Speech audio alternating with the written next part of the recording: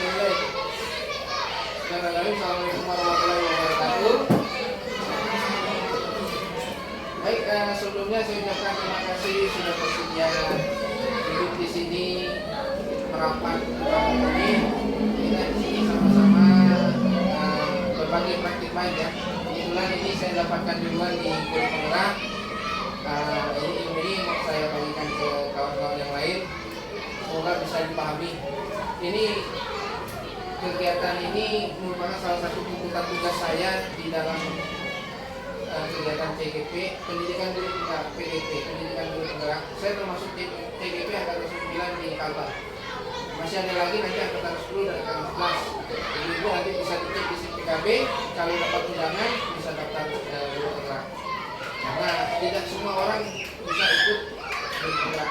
Di sini kita memang lagi kita kepemimpinan. Minimalnya kita bisa menjadi pemimpin di kelas ya, di kelas. Yang kedua nanti bisa jadi kepala sekolah dan bisa jadi pengawas. Baik, kita lanjut. Presentasi saya di sini di modul saya di modul 1.4 ada beberapa materi. Yang pertama mengenai disiplin positif. Disiplin positif adalah cara menerapkan sikap disiplin yang bertujuan untuk menumbuhkan kesadaran serta memperdayakan anak diri melakukan sesuatu tanpa ingin hukuman, suruhan, ancaman maupun hadiah. Jadi anak-anak melakukan sesuatu kebaikan tanpa ada rasa takut dihukum, tanpa ada rasa ingin dapat hadiah, dapat imbalan, memang sadar melakukan sesuatu untuk kebaikannya untuk diri sendiri atau untuk orang lain. Hanya maksudnya disiplin positif. Jadi bukan karena takut dimarah sama Pak Yusuf. Misalnya datang ke sekolah sebelum jam 7 udah datang di sekolah. Dia tahu hari itu dia pikir dilihatnya ada sampah, dipunutnya ada disapunya kelas. Nah itu termasuk salah satu disiplin positif karena dia melakukan itu bukan karena ada Pak gurunya, ada Pak Yusuf tuh nanti marah. Bukan karena dia mengharapkan imbalan dari gurunya, tapi memang kesadarannya membersihkan kelasnya. Yang kedua mengenai nilai-nilai kebajikan universal. Apa nih nilai-nilai kebajikan universal? Nilai-nilai sederhana ya, nilai-nilai kebajikan universal itu adalah hal-hal positif yang diperoleh berdasarkan kesepakatan orang-orang ramai. Orang-orang ini beda agamanya, beda sukunya, beda budayanya. Tapi semua orang menganggap itu adalah hal yang baik. Nah itulah nilai kebajikan universal. Dr. William Glasser pada teori kontrol mengatakan setiap perbuatan memiliki suatu tujuan. Dan selanjutnya Jerry Dawson mengatakan bahwa dengan mengaitkan nilai-nilai kebajikan yang diyakini seseorang maka motivasi intrinsiknya akan terbangun. Jadi orang melakukan sesuatu memang sadar diri sendiri itu itu adalah hal yang baik yang positif. Bukan karena tadi ini hadiah atau karena takut karena rasa takut. Lanjut ya. Teori kontrol. Teori kontrol menyatakan bahwa semua perilaku memiliki tujuan. Bahkan terhadap perilaku yang tidak disukai, perilaku yang tidak disukainya juga ya, itu juga ada tujuannya. Jika kita tidak dapat memaksa murid, kita tidak dapat memaksa murid untuk berbuat sesuatu jikalau murid tersebut memilih untuk tidak melakukannya. Walaupun tampaknya guru sedang mengontrol perilaku murid, hal demikian terjadi pada murid sedang mengizinkan dirinya dikontrol.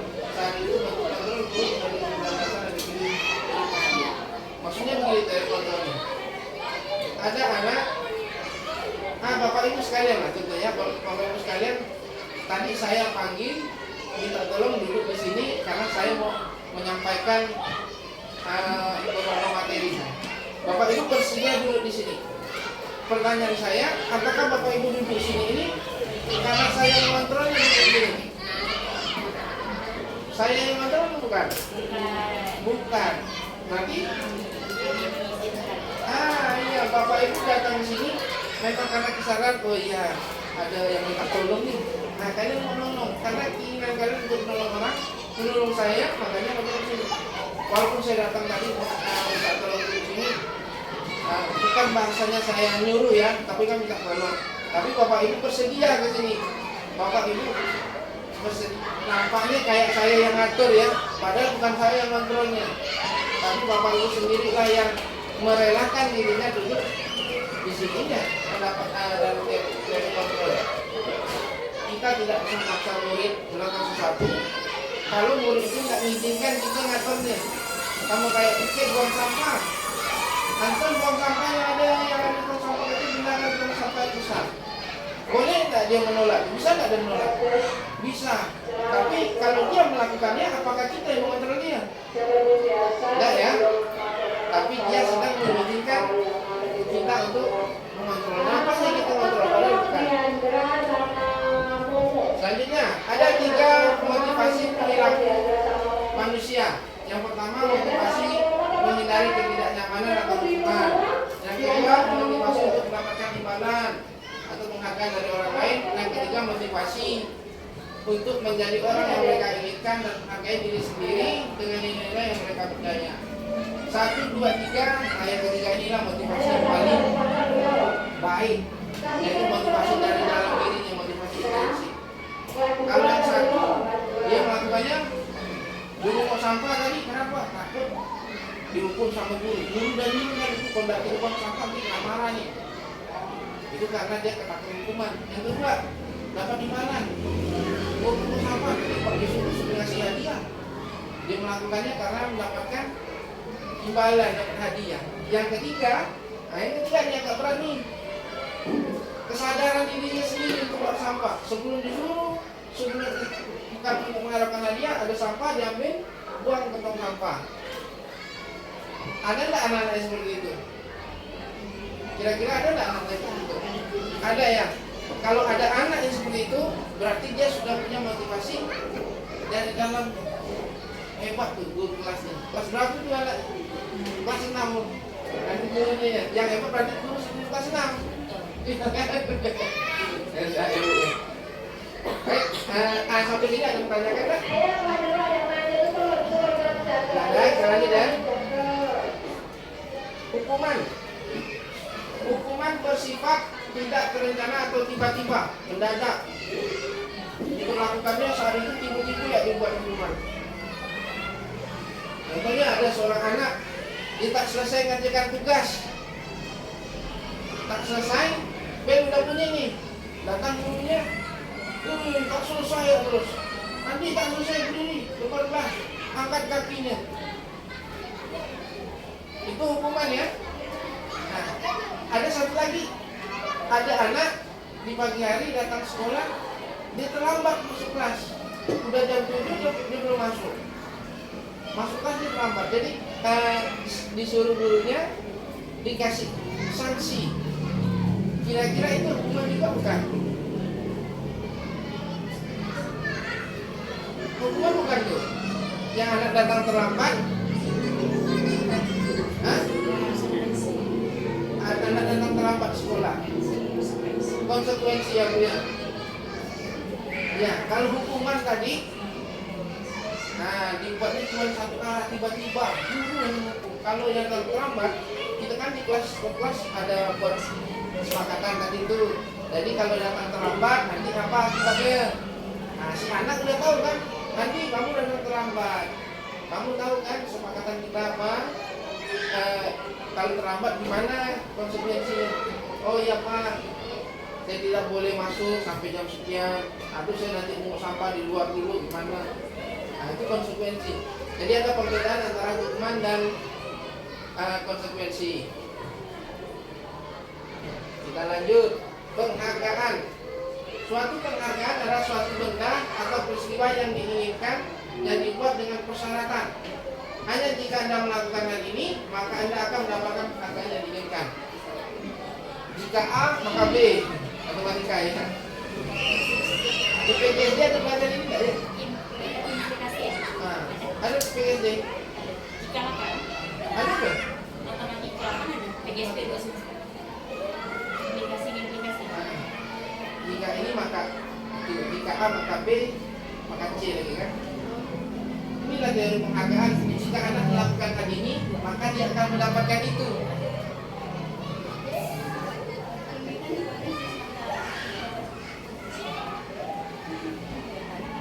lain ya. Beda, ini implikasi. Dosis lain ya. Penghargaan efektif jika kita menginginkan seseorang melakukan sesuatu yang kita inginkan dalam jangka waktu pendek. Misalnya di malam ini. Penghargaan efektif, bagus nih penghargaan ini. Jika kita menginginkan seseorang melakukan sesuatu, tetapi hanya dalam waktu singkat, dalam jangka waktu yang pendek. Maksudnya gimana? Ada yang bisa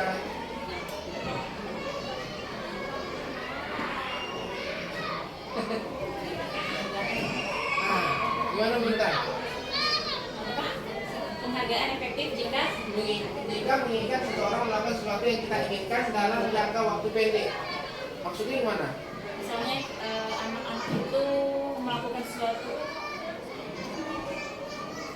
kayak berikan anak-anak hadiah gitu. Jadi dia itu nggak terus-menerus gitu, motivasinya hanya saat dia diberikan hadiah gitu, bukan terus-terus dalam jangka waktu panjang. Iya, terima kasih Bu. Bisa pahami ya? Tadi maksudnya itu penghargaan ini bagus nih kita lakukan, tapi hanya untuk sesaat. Contohnya tadi anak-anak yang hafal perkalian nanti bapak kasih pulpen, bapak kasih buku. Anak tuh lomba tuh menghafal. Tapi dia menghafal hanya karena ada hadiah. Coba tidak ada hadiah, mau tidak dimakannya? Belum tentu. Makanya efektif dalam jangka waktu yang pendek. Begitu tak ada hadiah, mampu ke kalian kasih hadiah terus dia pergi tekor itu ke gaji habis Pak beli gaji. Yang bawah lagi nih ada yang menarik, penghargaan menghukum mereka yang tidak mendapatkan penghargaan. Misalnya dalam sistem ranking memberikan penghargaan dan hukuman ada hal yang sama karena keduanya mencoba mengendalikan perilaku seseorang. Penghargaan dan hukuman adalah hal yang sama. Baru kali ini dengar ya, tapi baru-baru ini juga dengar. Ternyata menghukum dengan menghargai itu sama kan. Tapi ini maksudnya dalam hal rankingnya. Sekarang kurikulum mereka ada rankingnya. Dan ada kurikulum mereka dan tidak pakai ranking. Salah satunya nih karena ini. Ternyata memberi ranking itu ada juga baiknya, ada juga yang tidak baik. Kenapa Pak? Anak yang ranking 2, ranking 3 merasa gimana dulu? Dengan yang ranking 1. Allah, aku udah belajar semua masih ranking 2. Aku udah lulus belajar siang malam balik sekolah, lulus lagi malam aku masih belajar lagi dulu. Habis-habisan belajar tapi masih ranking 2 ranking 3. Sedih enggak rasa si anak? Sedih pasti. Nah itu tadi pernyataan mengapa penghargaan disebut menghukum. Dalam hal ini dalam ranking. Makanya sekarang tidak ada lagi ranking. Saya pahami ya ibu ya Pak. Kita lanjut. Nah, keyakinan kelas. Keyakinan kelas nih. Keyakinan kelas merupakan nilai-nilai kebajikan universal yang telah disepakati secara tersirat dan tersurat, terlepas dari adanya latar belakang suku, negara, bahasa maupun juga agama. Sederhananya begini keyakinan kelas tuh.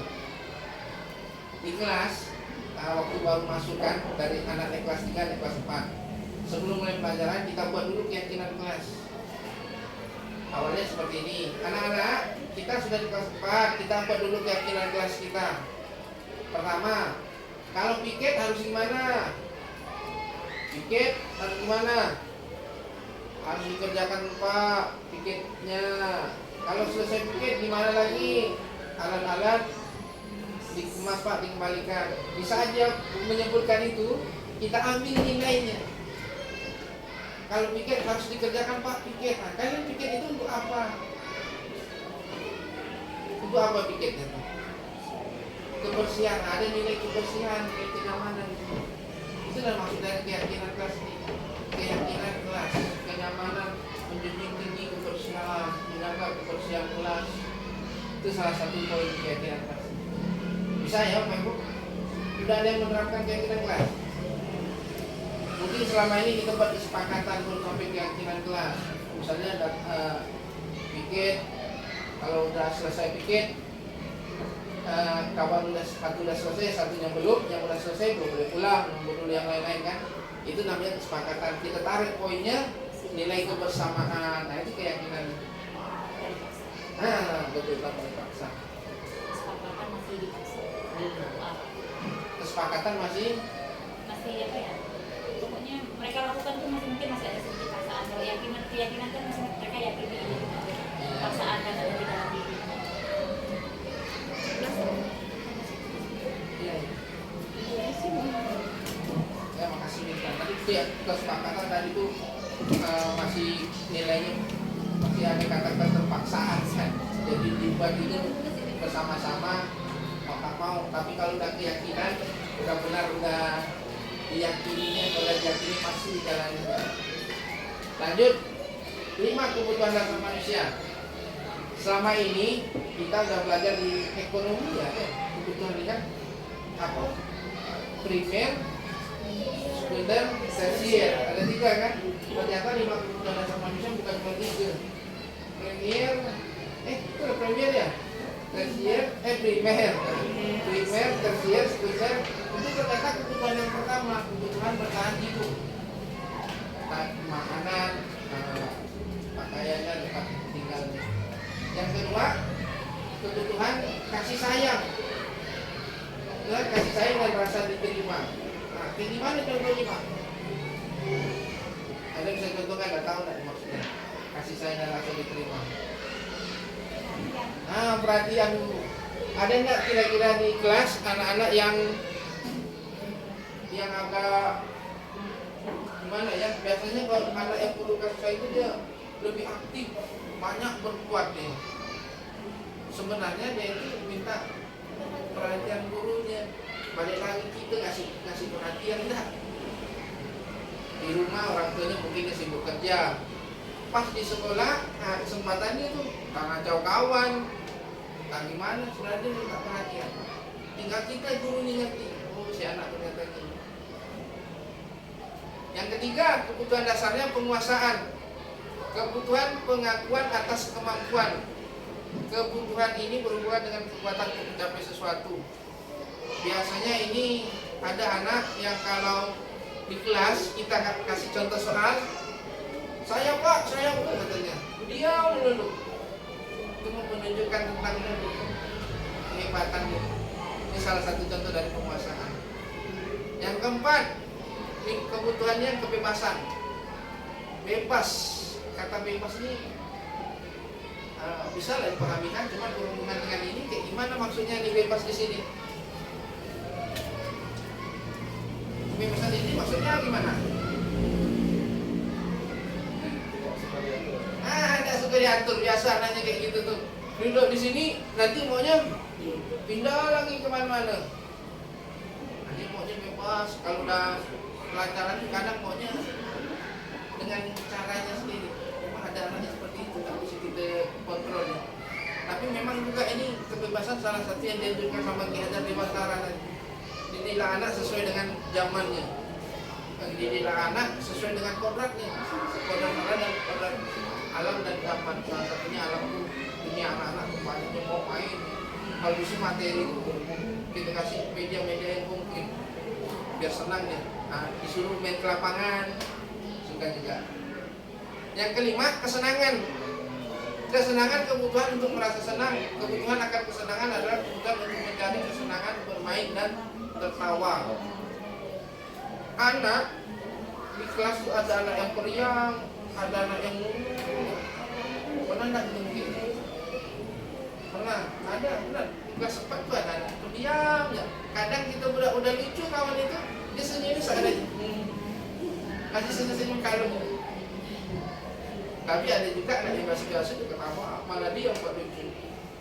Jadi kebutuhan kesenangan ini perlu. Termasuk ibu-ibu di sini senang nggak bapak-bapak?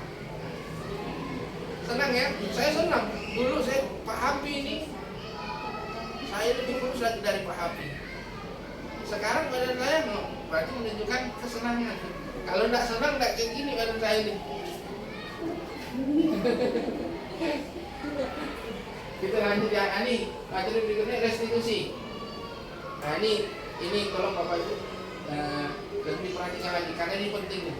Setiap nanti kita kalau bisa menguasai ini membantu kita membimbing anak. Restitusi adalah proses menciptakan kondisi bagi murid untuk memperbaiki kesalahan mereka sehingga mereka bisa kembali pada kelompok mereka dengan karakter yang lebih kuat. restitusi ini sederhananya pendampingan. Cuman selama ini kita melakukan pendampingan itu kurang terarah. Kurang terarah maksudnya hanya sekedar biasanya kita pimpin ini untuk anak-anak yang gimana? Yang bersalah kan? Yang nakal, kita panggil, apa kamu kayak gini? Seharusnya jangan gitu, seharusnya begini, gini. Selama ini seperti itu. Ternyata di restitusi bilangnya bukan kayak gitu. Ada langkahnya, ada tahap-tahapannya. Nah, di sini kita gali lebih dalam lagi tentang restitusi. Sebelum masuk ke restitusi, kita lanjut masuk dulu ke 5 posisi kontrol guru. Dari posisi kontrol ini nanti bisa kita tindak lanjut ke restitusinya. Menurut Dr. William Glaser, berkesimpulan ada 5 posisi kontrol yang diterapkan seorang guru, orang tua ataupun atasan dalam rangka kontrol. 5 posisi kontrol yang pertama sebagai penghukum, pembuat rasa bersalah, sebagai teman, sebagai pemantau dan sebagai manajer. Kita pelajari satu demi satu. Yang pertama penghukum. Seorang penghukum bisa menggunakan hukuman fisik maupun verbal.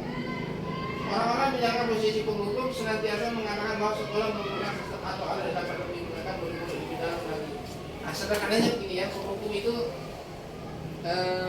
biasanya dengan murid lebih garang. Contoh yang ada di sini. Patuhi aturan saya, matinya melopot, ngomongkan matinya melopot, jari-jari ditunjuk. Ada nggak yang gitu ngomong? Kau ya, Andi kau malah kau udah terus katanya kan? Itu nadanya tinggi, matanya melotot. Kira-kira Anda takut nggak? Takut nggak? Takut. Selain takut, apa lagi yang dirasakannya?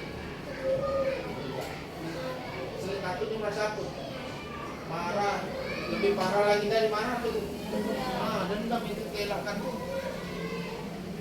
Dendam, dia benci sama kita nanti. Yang ada bukan kita merubah dia jadi lebih baik, malah jadi buruk. Ada enggak ibu-ibu, bapak-bapak yang kayak gini, Pak Bim?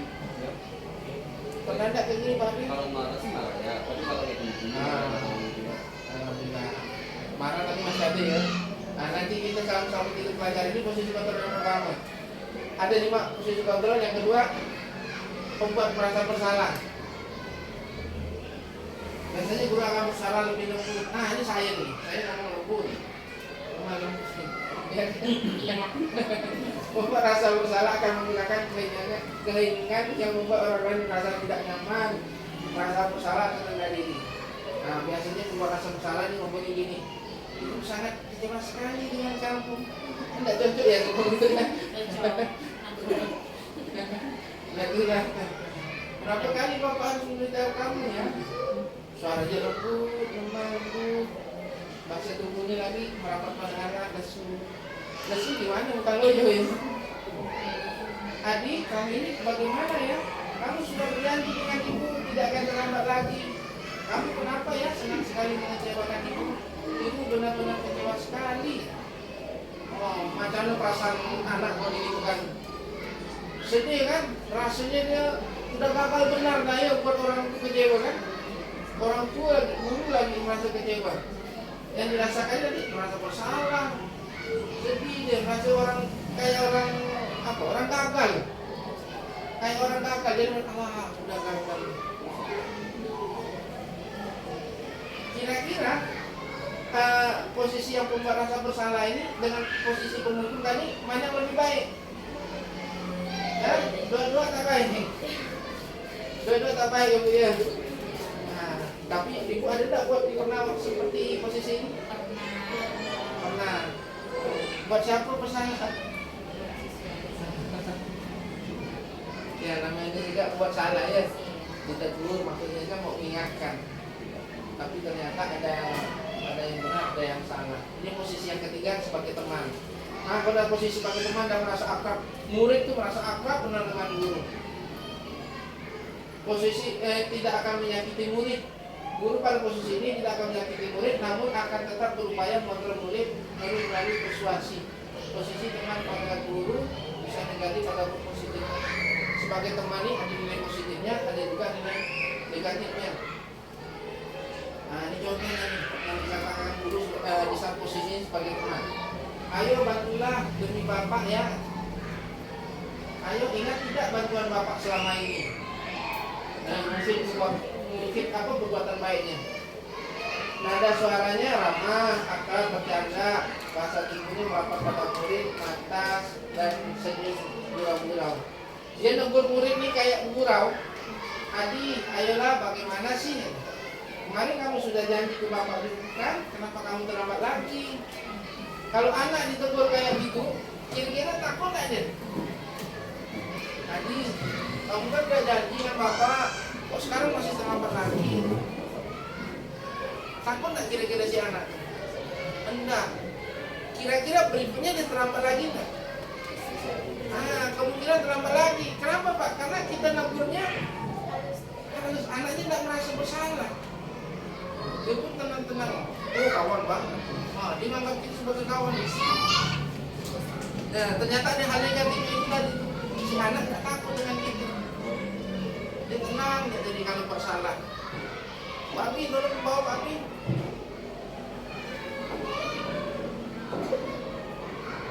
Yang posisi keempat sebagai pemantau. Pemantau berarti ngawas. Ngawas nih, hanya ngawas yang nengok kerja siswa. Contohnya ya nih, Adi, tahukah kamu jam berapa kita mulai? Tahu Pak, kamu terlambat 15 menit. Apakah kamu sudah mengerti konsekuensi yang dilakukan bila terlambat? Saat kita sebagai pemantau, kita ngomong nadanya tidak tinggi, tapi tidak juga rendah, tidak bergurau. Kita lah ini kayak formal benar bahasa negurnya. Di saat kita sebagai pemantau, kita negur anak, tidak gurau-gurau, tidak mata melotot itu tidak buat takut, tapi hanya datang kita sekedar gurau, sekedar negur. Kira-kira perasaan anaknya jadi gimana kalau ditegur kayak gini? Takut tak dia? Ini sebenarnya lebih baik daripada posisi teman. Kalau posisi teman tadi, dulu sebagai teman, itu nanya negur anak tak takut. Tapi kalau disebutkan sebagai pemantau, anak itu ada sedikit takut. Karena di situ ada keseriusan kita saat negurnya. Posisi pemantau lebih baik daripada posisi yang sebelumnya. Yang paling baik lagi posisi terakhir sebagai manajer. Pernah kan dengar kata manajer? Manajer kalau di perusahaan manajer gaji besar nih Pak katanya. Manajer itu kan kerjanya ngatur-ngatur ya. Nah di sini kurang lebih, tapi di sini kita bukan ngaturkan harus begini ya begitu, bukan. Tapi kita membuat anak sadar dia harus seperti ini, dia harus seperti itu. Macam mana buat dia sadar nih Pak? Buat anak-anak sadar macam mana Pak? Posisi manajer ini kita lebih menekankan tentang keyakinan.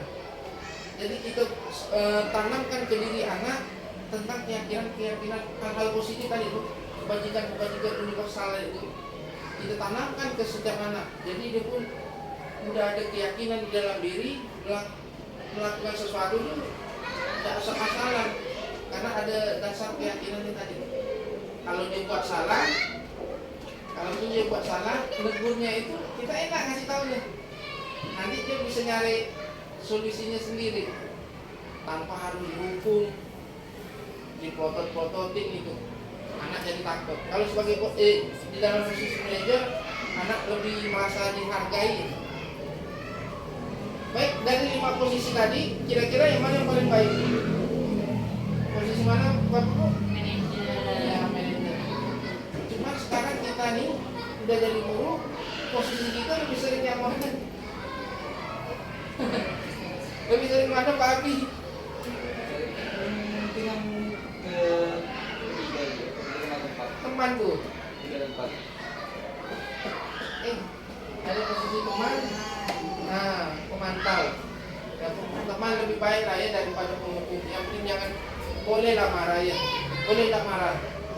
Boleh marah Bu, tapi jangan terlalu marah benar. Karena ada kata orang zaman dulu, marah tandanya sayang. Kalau tak dimarah berarti tidak sayang. Tapi ternyata di sini kita tidak boleh marah-marah. Tidak boleh saya mengajarkan. Jadi kalau bisa posisi yang terbaik itu adalah posisi manajer ya, Bapak Ibu. Semoga kita bisa menerapkannya lah. Posisi kontrol tadi ucapan manajer, posisi ini menjadikan murid bertanggung jawab, balik lagi dia ke disiplin tadi. Jadi bisa menimbulkan disiplin, budaya disiplin untuk anaknya kalau di posisi manajer. Baik, balik ke restitusi. Jadi dalam menerapkan restitusi sebaiknya posisi kita tuh sebagai, dari 5 kontrol tadi posisi kita mana? Sebagai manajer. Selama ini kita melakukan restitusi bukan manajer, kita manggil anak, kamu kenapa begini? Tak boleh kayak gitu. Seharusnya kamu itu begini. Selama ini ya. Tapi yang diajarkan di restitusi ternyata bukan seperti itu. Kita manggil anak, kita buat anak menyadari kesalahannya. Kemudian kita mengarahkan aja. Anak nanti yang narik kesimpulan, oh saya nggak boleh gitu ya Pak. Dia nanti narik kesimpulan, oh ternyata saya ada begini Pak. Untuk memperbaiki kesalahannya dia sendiri nanti berpikir macam mana sih caranya memperbaiki. Segitiga restitusi. Segitiga berarti ada 3 ya. Jadi ada 3 langkah melakukan restitusi. Yang pertama, menstabilkan identitas. Anak buat salah, anak contohnya ada anak di kelas 4 dia ngerjakan tugas tapi tak selesai. Menstabilkan identitas di sini kita panggil dia, bukan kita hukum, tapi kita bina tadi. Iya, bapakku dulu pernah buat salah juga. Tidak apa-apa kamu melakukan kesalahan. Ini menstabilkan nih. Tidak langsung kita hukum, salah tuh, tak boleh kayak gitu. Sedih kecewa deh. Tapi kita stabilkan dulu emosinya, identitasnya. Udah selesai kita menstabilkannya, ya bapak dulu juga pernah kayak gitu. Lanjut ke langkah keduanya, memvalidasi tindakan yang salah, dibenarkan yang salah. Caranya gimana Pak? Dengan menanyakan alasannya. Kenapa sih kamu kayak gitu? Ya kan pasti melakukan setiap orang ya. Bahkan orang mencuri kalau ditanya kenapa dia mencuri, ada alasan enggak? Alasannya ada. Hal baik dan hal buruk yang dilakukan kita pasti ada alasannya. Nah, termasuk di sini. Dia melakukan itu. Kenapa dia seperti itu? Anak kelas 4 kemarin saya tanya, kenapa kerjaannya tidak selesai? Nah, dijelaskan.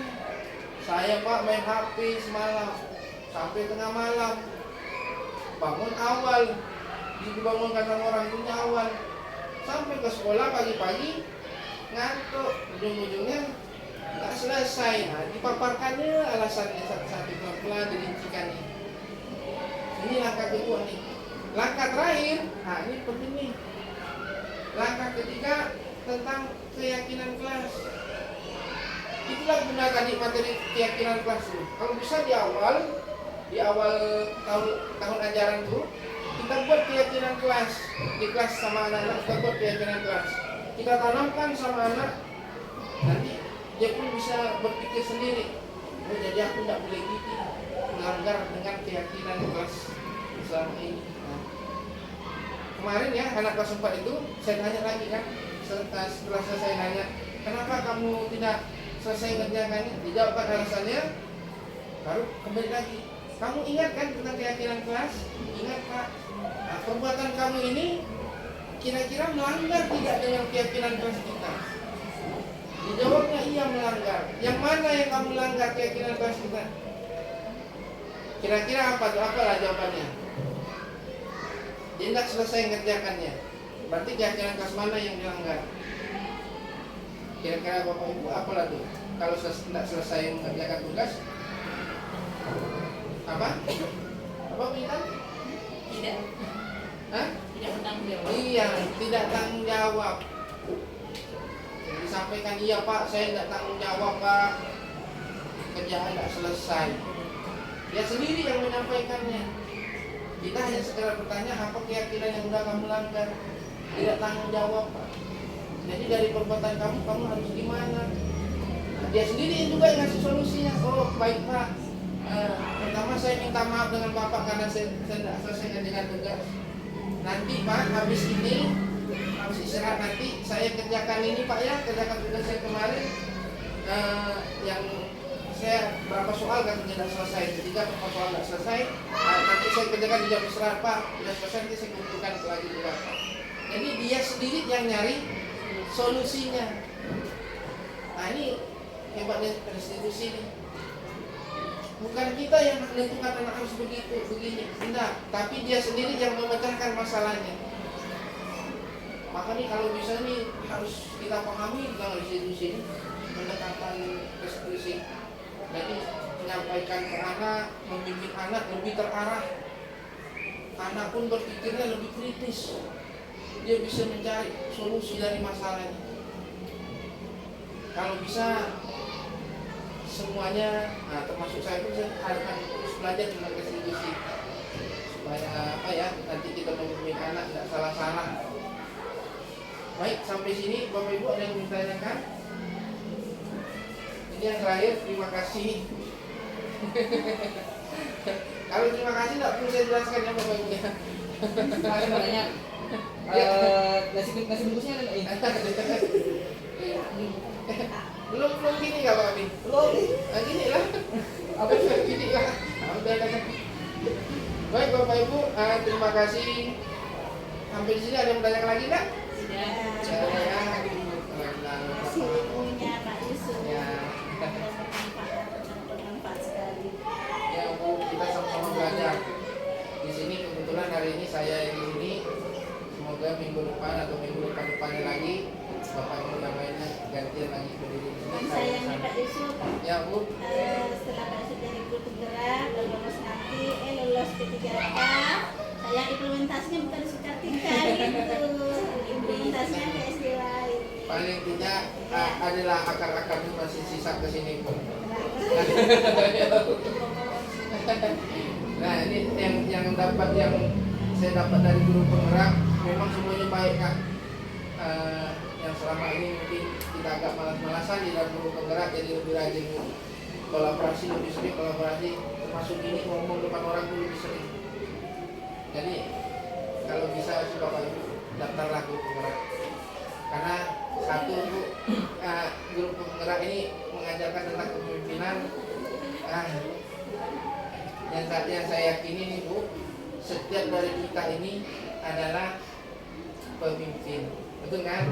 Setiap dari kita adalah pemimpin dan pemimpin dimintai pertanggungjawabannya. Minimal kita memimpin diri kita sendiri. Nah, di sini tentang kepemimpinan di guru penggerak makanya baik sekali. Kalau bisa Bapak Ibu yang ada kesempatan ikut ini ikutlah. Nah, sekali lagi terima kasih Bapak Ibu atas waktunya. Ini rekamannya 2 kali untuk waktunya malah nanti batal di sini dan lupa ngerekam tadi. Mohon maaf ya, terima kasih. Saya akhiri. Assalamualaikum warahmatullahi wabarakatuh.